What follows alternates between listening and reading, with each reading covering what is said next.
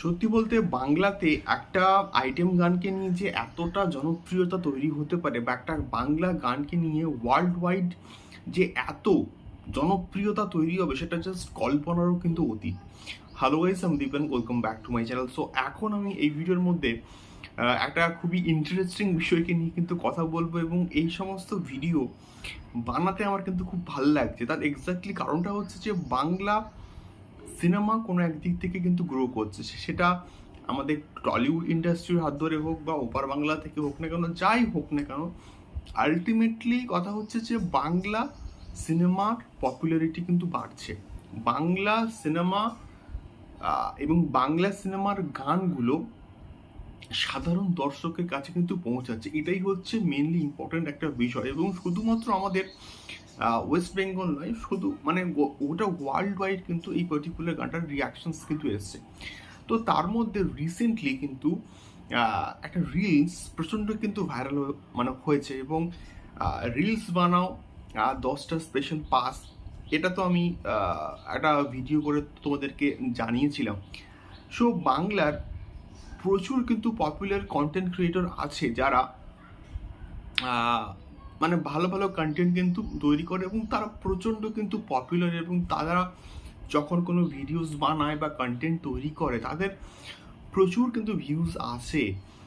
ও তো তার মধ্যে হচ্ছে তিথি তুষার বলে একটা মানে একটা কাপল আছে যারা কিন্তু বেশ ভালো ভালো কিন্তু কন্টেন্ট তৈরি করে, ভ্লগস বানায়, শর্টস বানায়। তো তারা এই পার্টিকুলার গানটাকে নিয়ে কিন্তু একটা রিলস বানিয়েছে। সো সেই রিলসটা রীতিমতো এখন ভাইরাল। তোমরা যদি ফেসবুকে গিয়ে সার্চ করে দেখো, দেখবে যে আমি যখন এইটা বানাচ্ছি তখন হচ্ছে প্রায় 1.9 মিলিয়ন কিন্তু রিলসটা ভিউজ হয়ে গেছে, মানে বার কিন্তু প্লে করা হয়ে গেছে, এবং তার সঙ্গে সঙ্গে 50,000 ওপরেরও কিন্তু লাইকস পড়ে গেছে। তো এটা সত্যি বলতে বাস্তব কথা যে এই সময় শাকিব খানকে নিয়ে যে যে কন্টেন্ট তৈরি করছে রীতিমতো কিন্তু ভাইরাল হচ্ছে, এবং খুবই ন্যাচারাল একটা বিষয় যে শাকিব খানকে নিয়ে কন্টেন্ট তৈরি করলে সেই ভিডিওটা, সেই রিলসটা অনেক বেশি রিচ আউট হবে, রিচ পাবে, সাধারণ দর্শকের কাছে কিন্তু অনেকটা পৌঁছে যাবে। এবং কোনো একটা দিক থেকে এই সমস্ত রিলসের মাধ্যমে এখন তো মানুষ প্রচুর রিলস দেখে, এখন মানুষের হাতে সময় কিন্তু খুবই কম।